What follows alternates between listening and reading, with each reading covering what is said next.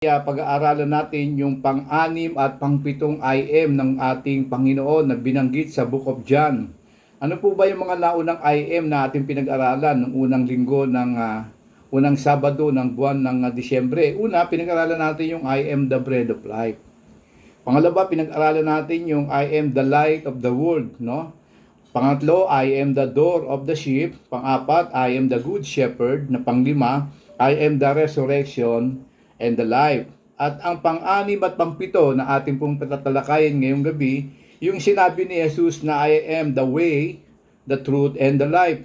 At ang pang-pito, sinabi ni Jesus na ako ang puno ng ubas. I am the vine. Ngayon po, sariwain natin itong dalawang ito kung bakit sinabi ito ng Panginoon.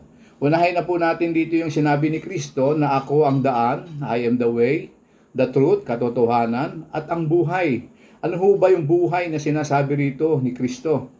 At kung babasahin po natin ang talatang yan, binanggit yan ni Kristo o binanggit sa Book of John chapter 14 verse 6. At ito po ang nakasulat. Sumagot si Jesus mismo. Si Jesus po ang nagsasalita. Siya po ang nagsabi. Hindi po ang nagsabi ay ibang tao kundi si Kristo mismo at pinasulat niya sa kanyang lingkod na si Juan, no, the beloved.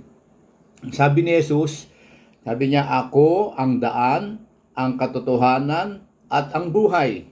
Walang makaparating sa Ama, kundi sa pamamagitan ko. Kung ibig sabihin po niyan, si Kristo ay tinumbok niya ang katotohanan nang walang ibang daan patungo sa Ama, sa langit, kundi si Kristo Jesus lamang. Kasi po marami pong mga tagapagturo po ngayon na nagsasabi na mayroon pang ibang daan. Ang ibig sabihin dito ni Kristo sa tatlong ito na I am the way, ako ang daan, hindi po ito isang sekta. Hindi po ito isang reliyon na itinatag ni Kristo, kundi ang sabi niya, ako ang daan. Anong ibig sabihin ni Kristo na siya yung daan?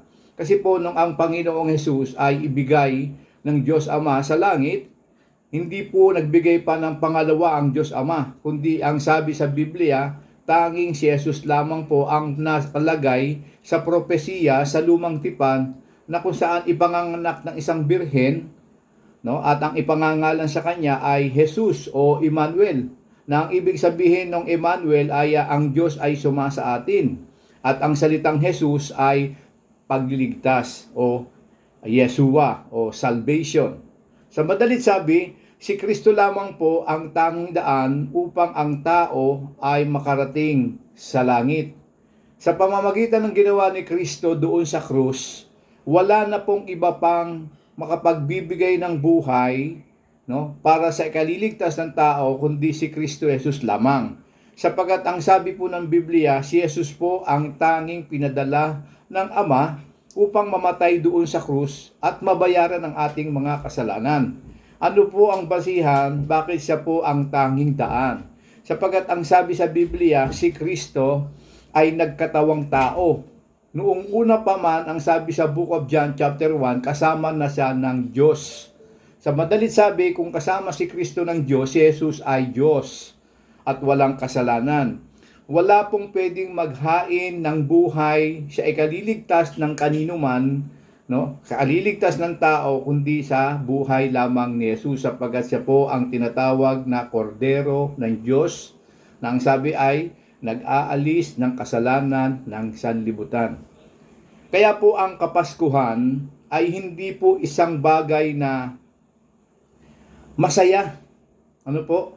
Sapagkat ang Kapaskuhan, kapag ipinagdiriwang ng tao, masayang-masaya sila kasi kapanganakan ni Kristo. Magbibigay ng regalo, maghahanda ng mga pagkain sa Noche Buena, pero ang katotohanan po ng Pasko ay hindi doon. Kundi nung ipinanganak si Kristo, hindi po siya ipinanganak para magsaya. Ipinanganak po si Kristo para mamatay sa krus. At hindi po niya pinagdiriwang ang kanyang kaarawan taon-taon. Ang ginagawa lang natin ay pagpapaalala na meron isang araw ipinanganak sa isang sabsaban na hari ng mga hari at Panginoon ng Panginoon. Sa kabila ng lahat ng ito, sapagkat siya ay Diyos, no? pinatunayan, no, ng kasulatan na itong hari ng mga hari, Panginoon ng Panginoon, ni isa man ay walang tumanggap kay Maria para isilang ang Panginoong Hesus. Saan po pinanganak si Kristo? Sa isang sabsaban. Sa isang lugar na kung saan ay tulugan ng mga hayop, no? Ngayon po, ang Panginoong Hesus ay umakyat na sa langit. At nakahanda ang Panginoon sa kanino man, no, na magsisisi at mananampalataya kay Kristo, at si Kristo ay mananahan sa puso ng taong nagsisi at nanampalataya kay Kristo, sapagkat si Kristo po ay hindi nananahan sa mga bagay na gawa ng tao. Nananahan si Kristo sa puso ng tao. Maliwanag po yan. Kaya naman ihanda natin ang ating mga puso sa Kapaskuhan, hindi sa material na bagay, kundi ihanda natin ang ating puso't isipan, no, sa kapanganakan ni Jesus, at yakapin natin ang katotohanan na siya po ang tagapagligtas. Siya po ang daan, hindi po dating daan. Siya po ang tanging daan. Maliwanag po yan. Kaya po ang sinabi ng Biblia, at hindi po natin baliwalaan ang katotohanan yan, sapagkat ang sabi sa John 3:16, sapagkat ganito na lamang ang pag-ibig ng Diyos sa mga tao, sa sanlibutan ibinigay niya ang kanyang bugtong na anak. Sino po yun? Si Jesus. Upang ang sino mang sumampalataya, no, yun naman po pala ang ibig iparating ng Diyos Ama sa langit, na ang tao po ay sumampalataya kanino? Sarili yon? Hindi. Sumampalataya sa kanyang mga gawa? Hindi po. Sumampalataya kanino? Kay Jesus. Ngayon, ang sabi ni Kristo, ang sino mang sumampalataya sa Kanya ay may buhay na walang hanggan. Ngayon, meron ako sinira na ganyan, ang sabi, ibig sabihin, hindi na ako mamamatay kasi may buhay na akong walang hanggan. Hindi po ibig sabihin na hindi na mamamatay ang tao. Ang mamamatay po sa tao ay yung katawang lupa. Sapagkat tayo ay galing sa alabok at babalik po tayo sa alabok. Yan po ang katotohanan. Wala pong tao na namatay, na nabuhay at hindi namatay. Si Kristo lamang po yun. No, kaya nga ang sabi ni Kristo kay Marta at saka kay Mary, ako ang pagkabuhay na muli.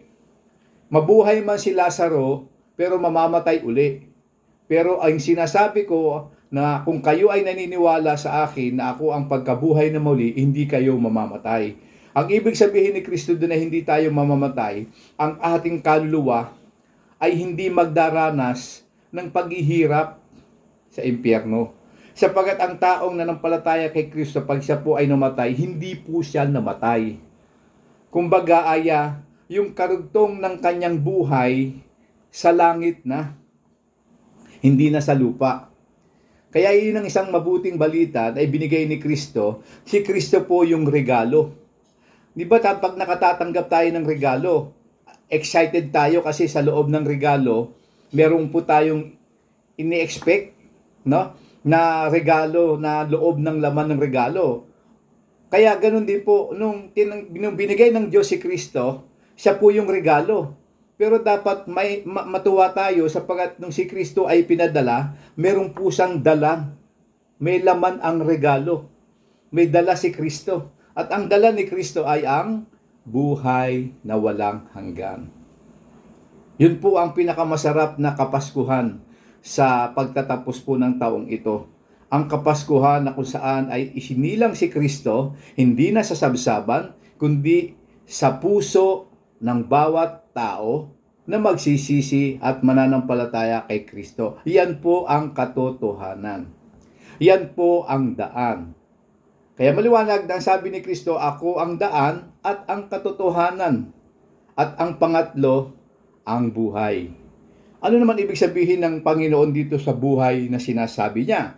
Ang sinasabi dito ni Kristo na buhay, ito po yung may dalawang aspeto na ibig sabihin ng life. Yung una ay bio. No? Yung bio, yung buhay, life. Kaya po ang mga tao po ay gumagawa ng kanilang bio data.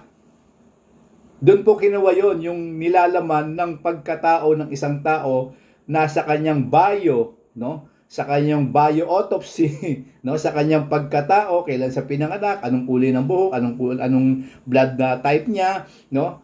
Diyan po nakalaman sa kanyang biodata, record file ng taong yon, yung profile niya. Ngayon po, ang isang bagay naman na sinasabing life dito, yung tinatawag na ZOE, Z-O-E. Nang ibig pong sabihin nun ay eternal life. Yun po ang ibinibigay ni Kristo. Ibinigay ni Kristo ang buhay bilang tao. Ibinibigay din ni Kristo ang buhay na walang hanggan sa mga taong magsisisi at mananampalataya kay Kristo. Maliwanag po? So, ibig sabihin, dalawa ang ibinigay ni Kristo. Sapagkat nung isinilang tayo sa mundong ito, sabi sa John chapter 1, verse 1 hanggang 4, hindi nila lang ang lahat ng bagay kung hindi dahil kay Kristo. Kaya kung wala si Kristo, walang history ang mundo. Kaya nga his story. Kaya yung history, hinati sa dalawa, his story. Ang istorya ni Kristo, no, kung hindi po siya ipinanganak, hindi siya lumabas, wala po ang sanlibutan, wala ang tao. No? Kaya kung wala ang Panginoong Hesus sa buhay ng isang tao, ang buhay niya ay miserable. Meron pong sinakyan si Kristo na donkey, no? Sa Bible may sinakyan sa donkey papasok ng Jerusalem at naglatag yung mga tao ng kanilang mga dahon para sabihin kay Kristo na hallelujah, no? Purihin ang kataas-taasan. So pinarangalan nila si Kristo at yung asno na sinasakyan ni Kristo siyempre bidang-bida siya, yung asno. No, bidang-bida siya sapagkat ang nakasakay sa kanyang likod ay hari ng mga hari at Panginoon ng Panginoon. Ngayon nung matapos yung praises na yon, nung si Kristo ay nagmi-mission na, nagmi-ministeryo na. Ngayon yung donkey na sinakyan ni Kristo bumalik sa Jerusalem. Tapos walang nakaalala dun sa donkey. Walang pumansin sa kanya, sabi nung donkey. Wala man lang pumansin sa akin. Samantalang nung kasakay ko ang Panginoong Hesus sa aking likod, halos purihin nila. No, akala nung donkey ay siya yung itinataas. Ang tinataas doon ay si Kristo. Sa madalit sabi, yung donkey, nung siya na yung mag-isa at hindi niya kasama si Kristo, ang buhay niya ay baliwala. Kaya kung wala si Kristo sa buhay ng isang tao, ang buhay niya ay baliwala. Kaya sabi sa John chapter 15, no? Verse 5 na ang tao ay walang magagawa kung wala si Kristo. Maliwanag po 'yon. Kaya dito si Kristo ay hindi lamang nagbibigay ng buhay upang mabuhay ang tao sa mundo, kundi ang si Kristo ay nagbibigay din ng buhay na walang hanggan. Kaya ang sabi niya, ako ang daan, ang buhay at katotohanan. At yan ay nasulat sa aklat ng mga kasulatan, sa luma at bagong tipan, na kung saan si Kristo ay hinayag at sinabi sa mga tao na ang tunay na katotohanan na nanggagaling kay Kristo ay maaasahan at mapagtitiwalaan. Ang nakalulungkot po na bagay ito. Ang sabi ni Kristo sa Lucas chapter 6 verse 46, ito po ang malungkot na bahagi. May mga tao pong sumusunod kay Kristo at nakikinig ng kanyang mga aral. Pero ang sabi ni Kristo, bakit ninyo ako tinatawag na Panginoon?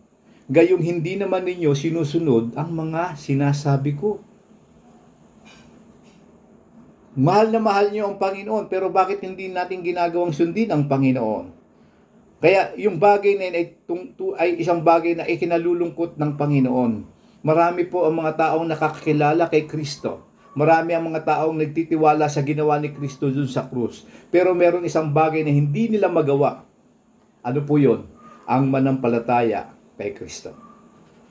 Sapagkat hindi lahat ng naniniwala kay Kristo, no? At hindi lahat na nagtitiwala sa ginawa ni Kristo ay nanampalataya kay Kristo. Sapagkat yung lamang nagtiwala at nanampalataya kay Kristo ang makatatanggap ng Zoe, na buhay na walang hanggan. Na ang buhay niya ay magkakaroon ng kabuluhan sa mundong ito at gagamitin siya ng Diyos mightily upang siya ay maging instrument of blessing, no? Maging channel of blessing ng Panginoon kapag siya po ay naging anak ng Diyos. Kaya ang tunay na nagsasabing Panginoon, Panginoon, ay kinakailangan magkaroon muna ng tunay na relasyon kay Kristo. At upang malaman niya ang totoong relasyon sa Diyos, kinakailangan na siya ay magsisi at manampalataya kay Kristo, sapagkat sinabi ni Kristo, ako ang daan, ang buhay at katotohanan. Ngayon po, pag-usapan naman natin dito yung tinatawag na I am the vine. No, bakit sinabi ni Kristo na ako ang puno ng ubas? No? Ngayon, pag binasa po natin yung John chapter 15, John 15, makikita po natin dito sa verse 1 hanggang 17 para mabigyang linaw po tayo. Babasahin ko po ano po. Sinabi pa ni Jesus, ako ang tunay na puno ng ubas at ang aking Ama ang tagapag-alaga. Pinuputol niya ang aking mga sangang hindi namumunga at nililinis niya ang bawat sangang namumunga para lalo pang mamunga. Malilinis na kayo dahil sa mga salitang sinabi ko sa inyo. Manatili kayo sa akin at ako'y mananatili sa inyo. Hindi makapamumunga ang isang sangang malibang nakakabit ito sa puno. Ganon din naman hindi kayo makapamumunga kung hindi kayo nananatili sa akin. Ako ang puno ng ubas at kayo ang aking mga sanga. Ang taong nananatili sa akin at ako'y rin sa kanya ay mamumunga ng marami sapagkat wala kayong magagawa kung hiwalay kayo sa akin. Ang hindi nananatili sa akin ay tulad ng mga sangang itinapon at natuyo at pagkatapos ay itinipon at hinagi sa apoy para sunugin.